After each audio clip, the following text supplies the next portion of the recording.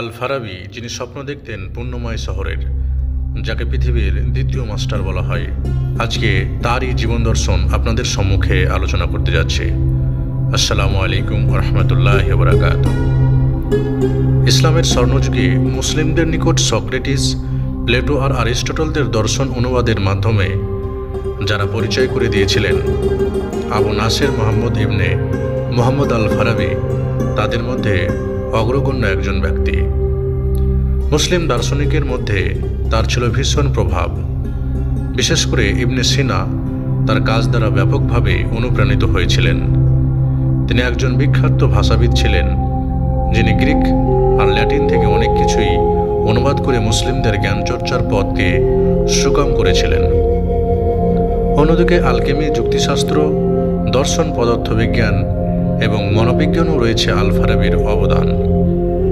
আবু নাসের আল ফারাবি 872 খ্রিস্টাব্দে খোরাসানের ফারাব শহরে জন্মগ্রহণ করেন, যা বর্তমানে আফগানিস্তানের অন্তর্গত।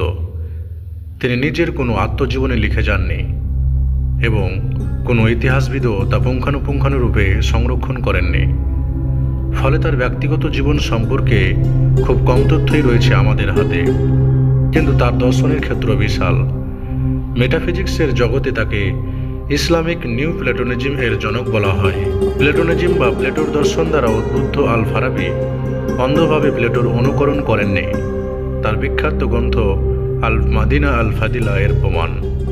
এই গ্রন্থ একদিকে যেমন আল ফারাবির প্লেটোনিক দর্শন প্রতিষ্ঠা করে, অন্যদিকে এটি প্রমাণ করে যে তিনি গোড়া প্লেটোনিক নন, বরং তার দর্শন প্লেটোনিক দর্শনেরই একটি আমূল বদলে যাওয়া রূপ, যাকে বলা হচ্ছে নিউ প্লেটোনিজম। মধ্যযুগের দার্শনিকগণ, কি মুসলিম কি খ্রিস্টান, সকলেই নিজের ধর্ম দ্বারা ভীষণভাবে প্রভাবিত ছিলেন। সহজ করে বলতে গেলে তাদের নিকট দর্শন মানেই ছিল ধর্মীয় দর্শন। কিন্তু আল ফারাবি এই ধারণা থেকে বেরিয়ে আসেন। তিনি ধর্ম আর দর্শনের মাঝে তফাৎ স্পষ্ট করেন। তিনি বিশ্বাস করতেন সৃষ্টিকর্তা মানুষকে আশরাফুল মাখলুকাত করেছেন জ্ঞান বুদ্ধিতে উৎকর্ষ সাধনের জন্যই। অন্যদিকে মুসলিম দার্শনিকদের মধ্যে রাজনীতি অনীহার যে রোগ ছিল, তা থেকেও মুক্ত ছিলেন আল ফারাবি। তিনি বেশ রাজনৈতিক সচেতন ছিলেন এবং রাজনৈতিক দর্শন নিয়েও কাজ করেছেন। মুসলিম সমাজের একেবারে প্রথম দিককার মনীষীদের মধ্যে আল ফারাবি একজন, যিনি জ্ঞানার্জনের জন্য খ্রিস্টান মিশনারি কিংবা ভারতবর্ষের আর্য বা হিন্দুদের সাথে অনেক সময় কাটিয়েছেন। আল ফারাবি সম্পর্কে পাওয়া অধিকাংশ তথ্যই তার কাজে বাদে জনশ্রুতি নয় নিছক ধারণা। তাই তার ব্যক্তিগত জীবন সম্বন্ধে আলোচনা করবার তেমন কোনো কিছুই নেই। তিনি তার জীবনে অনেক ভ্রমণ করেছিলেন এবং সে অনুযায়ী বহু অভিজ্ঞতাও সঞ্চয় করেন। তার মিশর ও সিরিয়া ভ্রমণের ব্যাপারে ইতিহাসবিদগণ নিশ্চিত। এসব ভ্রমণ থেকে সঞ্চিত অভিজ্ঞতাকে পুঁজি করেই এত বড় দার্শনিক হয়েছিলেন আল ফারাবি। মিশর ভ্রমণ শেষে ফারাবি খোরাসান ফিরে না গিয়ে দামেস্কে চলে যান। তার শেষ জীবন দামেস্কেই কাটে এবং এখানেই 950 কিংবা 951 খ্রিস্টাব্দে মৃত্যুবরণ করেন তিনি।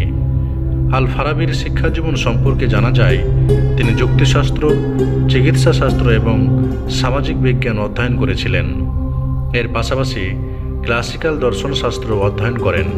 নিজের একটি লেখায় ফারাবি উল্লেখ করেন, অ্যারিস্টটলের প্রায়র অ্যানালাইসিস এবং পেস্টোডিও অ্যানালাইসিস তার খুবই পছন্দের বিষয় ছিল।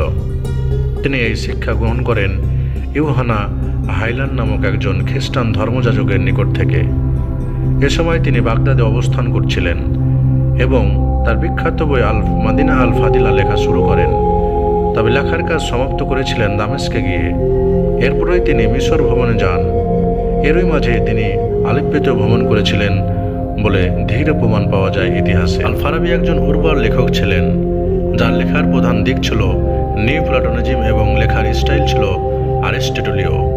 তবে একটি ভালো দিক ছিল এই যে তিনি নিজ দর্শন প্রতিষ্ঠিত করতে গিয়ে অসংখ্য দার্শনিক এবং তাদের দর্শনের কথা আলোচনা করেছেন। অন্যদিকে তার লেখা রাজনৈতিক ট্রিটিগুলি মধ্যযুগের সবচেয়ে প্রভাবশালী ইহুদি দার্শনিক ম্যামনাইটসকেও প্রভাবিত করেছিল। তিনি আল ফারাবিকে মুসলিমদের মধ্যে প্রথম যুক্তিবাদী বলে আখ্যায়িত করেছেন। আল ফারাবি মূলত প্রাচীনকালের আলেকজান্দ্রিয়ার মানুষ জ্ঞানবিজ্ঞানের চর্চার যে ধারা তৈরি করেছিল, সে ধারায় আবার আরবে ফিরে আনতে চেয়েছিল। এক্ষেত্রে বলতেই হয় তিনি সফল হয়েছিলেন। তার কাজ এবং দর্শন মুসলিমদেরকে এতটাই প্রভাবিত করেছিল যে তাকে দর্শনের সেকেন্ড মাস্টার বা দ্বিতীয় শিক্ষক খেতাব দেওয়া হয়েছিল। উল্লেখ্য, তখন দর্শনের প্রথম শিক্ষক বলা হতো অ্যারিস্টটলকে, আর তারপরে দেওয়া হয় আল ফারাবির স্থান। কসমোলজি বা সৃষ্টিতত্ত্ব নিয়ে আল ফারাবি গুরুত্বপূর্ণ কাজ করেছেন। তার সৃষ্টিতত্ত্ব বিষয়ক চিন্তাভাবনা গড়ে উঠেছিল তিনটি বিষয়ের উপর: অ্যারিস্টটলিয়ান মেটাফিজিক্স, গ্রিক দার্শনিক প্লাটোনিয়াসের সৃষ্টিতত্ত্ব বিষয়ক দর্শন এবং টলেমির জ্যোতির্বিজ্ঞান। তার মহাবিশ্বের মডেল হচ্ছে কতগুলো সমকেন্দ্রিক বৃত্তের সমাহার। একেবারে বাইরের বৃত্তে বা চক্রে রয়েছে স্থায়ী তারকাসমূহ শনি, শুক্র, মঙ্গল, বৃহস্পতি, বুধ এবং সর্বশেষে চাঁদ। আর এগুলোর একেবারে কেন্দ্রে রয়েছে পার্থিব জগৎ। প্রতিটি চক্র এক একটি স্বর্গীয় বা অপার্থিব বস্তুর ডোমেনের প্রতিনিধিত্ব করে, আর এগুলো পার্থিব জগতের সাথে সৃষ্টিকর্তার যোগাযোগ স্থাপন করে। এই তত্ত্ব এক অর্থে টলেমির ভূকেন্দ্রিক তত্ত্বের পরিবর্তিত রূপ। আল ফারাবির রাজনৈতিক দর্শনের মূলে রয়েছে সামষ্টিক শোক। তার মতে রাজনৈতিক নেতাকে হতে হবে সকলের চেয়ে উৎকৃষ্ট চরিত্রের, এবং তার প্রতিটি কাজের চূড়ান্ত উদ্দেশ্য একটাই হবে, আর তা হচ্ছে জনগণের সুখ। তিনি সমাজের আকারভেদে 3 প্রকারের সমাজ চিহ্নিত করেছেন, যেগুলো তার মতে যথাযথ সমাজ।